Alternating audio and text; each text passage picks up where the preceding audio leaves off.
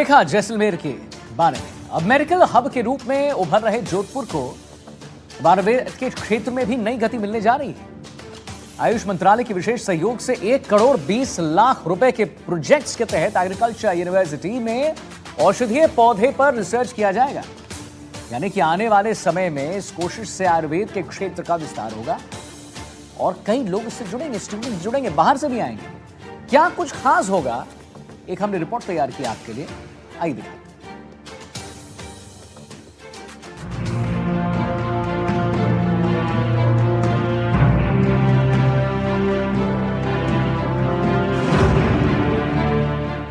जोधपुर में agriculture university अब रेगिस्तानी औषधीय पौधों पर रिसर्च करेगी। ये न सिर्फ रिसर्च होगा बल्कि उनकी नई प्रजातियों को डेवलप करने पर भी ग्लोबल स्तर पर काम होगा। ये कोशिश आने वाले समय में आयुर्वेद के क्षेत्र में विस्तार को भी एक नई गति देगी। आयुर्वेद के क्षेत्र में भारत का विश्व भी लोहा मान रहा है। विशेष तौर पर थार रेगिस्तानी क्षेत्र में अब किसान भी दूसरे फसलों की खेती के साथ औषधीय पौधों की भविष्य में बढ़ती डिमांड को लेकर भी एग्रीकल्चर यूनिवर्सिटी और आयुष मंत्रालय के इन प्रयासों से फायदा पा सकेंगे। थार के 6 औषधीय पौधों पर यह नया रिसर्च होगा।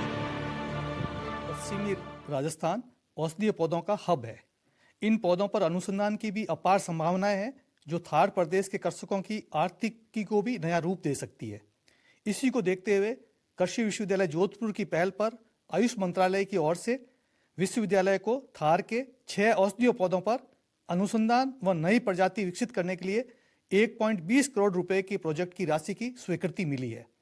गौरतलब है कि इससे न सिर्फ औषधीय पौधों को बल मिलेगा बल्कि किसानों के लिए भी ये बेहद फायदेमंद साबित होगा और अतिरिक्त आमदनी का स्रोत बनेगा। कृषि विश्वविद्यालय किसानों की सेवा के लिए इस तरह के कार्य निरंतर करता रह रहा है और इसी प्रयास में रहता है कि वो किस तरह से किसानों की आर्थिक उन्नति में अपना योगदान दे सके।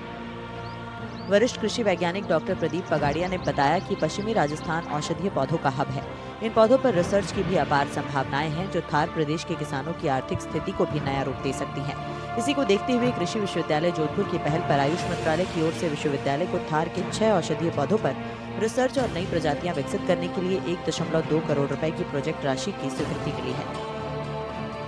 राजस्थान अगर आयुर्वेदिक औषधियों का देखें तो विपुल भंडार है, अथाह संसार है। और जो प्राकृतिक संसाधन जिस तरह से जंगल का हो या ज़मीन का हो, जिस तरह से जो काला सोना निकल रहा है और उस तरह से हरे सोने में भी पश्चिमी राजस्थान ने पिछले 10-15 सालों में अथाह प्रगति की है।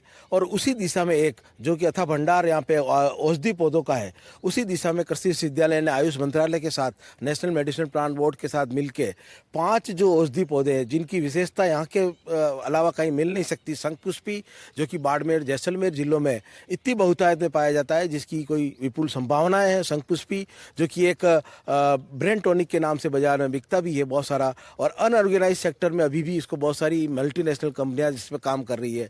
दूसरी है शतावरी जो कि पशुओं के दूध बढ़ाने और उन चीज़ों में और मनुष्यों के बहुत सारी दवाइयों में काम आती है। तीसरी अगर देखें अग्निमंत जो कि केवल अभी फार्मर्स के यहाँ पे देखें लोकल में तो केवल बाढ़ के रूप में काम आ रही थी, और उसमें इतने सारे औषधि गुण है कि 300 तरह की जो आयुर्वेदिक दवाएं उसमें काम में ली जाती है।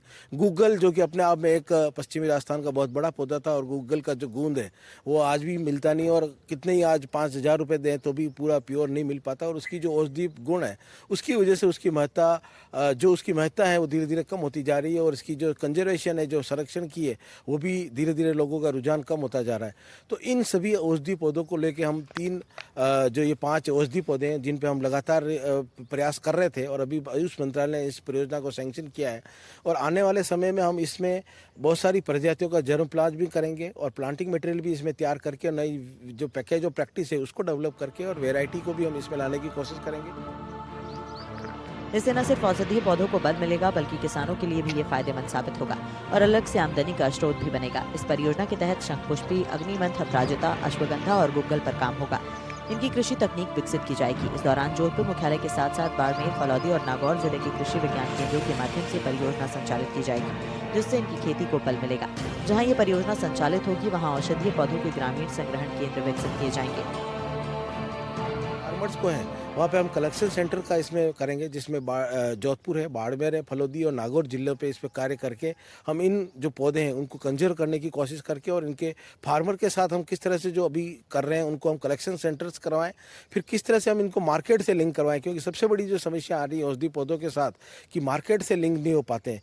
तो बाजारीकरण के लिए जितनी भी मल्टीनेशनल कंपनी है उनके साथ हम फार्मर्स का सीधा लिंक करवा के और उसको बाजारीकरण की व्यवस्था करेंगे। और इसका जो चौथा है कि किस तरह से वैल्यू एडिशन हो, क्योंकि कच्ची सामग्री को कोई भी यूज में नहीं ले पाता, किस तरह से यूज ले और इसका वैल्यू एडिशन और प्रसंस्करण और मूल्य संवर्धन किस पर है।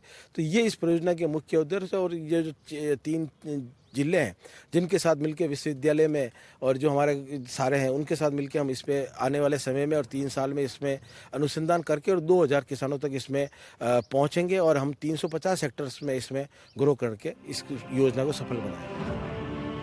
इस परियोजना के माध्यम से बदलते वैश्विक वातावरण में जैव विविधता संरक्षण के साथ साथ किसानों को भी ज्यादा आमदनी होगी, जो कि प्रशिक्षण, प्रदर्शन, क्रेता विक्रेता सम्मेलन, जर्म प्लाज्म केंद्र के माध्यम से संभव हो पाएगा। और उनके उद्देश्य मुख्य रूप से स्थानीय और विलुप्त हो चुके औषधीय पौधों का संरक्षण करना, प्रजाति विकास के लिए जर्म प्लाज्म केंद्र की स्थापना करना, उत्पादक किसानों और इंडस्ट्रीज के बीच लिंकअप करना, औषधीय पौधों की जैविक और प्राकृतिक खेती के प्रति जागरूकता फैलाना, स्वास्थ्य को बढ़ावा देना और थार संस्कृति और पर्यावरण संरक्षण को बढ़ावा देना रहेगा।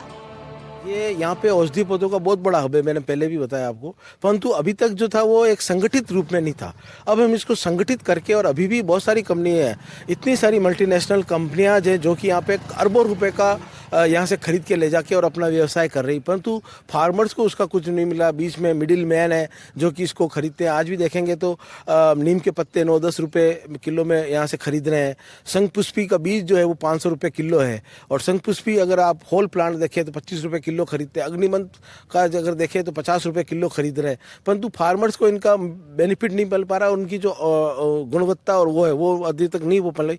तो इस परियोजना के माध्यम से हम पूरा जो फार्मर्स हैं उनको करने की कोशिश करेंगे और इसका आने वाले समय में, ये तो एक छोटी सी परियोजना होगी पायलट के रूप में, और आने वाले समय में इस परियोजना के जो लाभ मिलेंगे कि पश्चिमी राजस्थान में जो अभी बागवानी और जो फसलें हो रही उसके साथ साथ औषधि पौधों से भी अतिरिक्त आमदनी फार्मर्स को मिल पाएगी। एनडीटीवी से बात करते हुए एग्रीकल्चर यूनिवर्सिटी के कुलगुरु प्रोफेसर डॉक्टर बीएस जैतावत ने बताया कि कृषि विश्वविद्यालय ने पहल करते हुए राष्ट्रीय औषधीय पादप बोर्ड आयुष मंत्रालय से इस प्रोजेक्ट की स्वीकृति कराई। इन प्रजातियों पर काम के माध्यम से विश्वविद्यालय का 2000 किसानों तक पहुंचने का लक्ष्य भी तय किया गया है। अब तक इस क्षेत्र में असंगठित रूप से काम किया जा रहा था। इस प्रोजेक्ट के माध्यम से संगठित रूप से काम करने को मजबूती मिलेगी। इसके तहत नई प्रजातियों की भी खोज की जाएगी, साथ ही किसानों के लिए भी ज्यादा आय के संसाधन विकसित होंगे।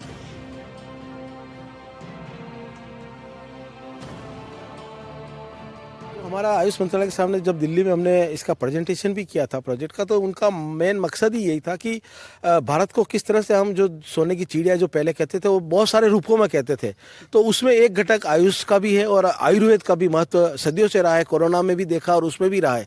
तो उन चीज़ों को लेके और विश्वविद्यालय की सोच यही थी कि इन चीज़ों को हम किस तरह से आगे बढ़ाए। विश्वविद्यालय नित नए नवाचार कर रहा है, तो उसमें है कि और किसानों की आमदनी भी बढ़े।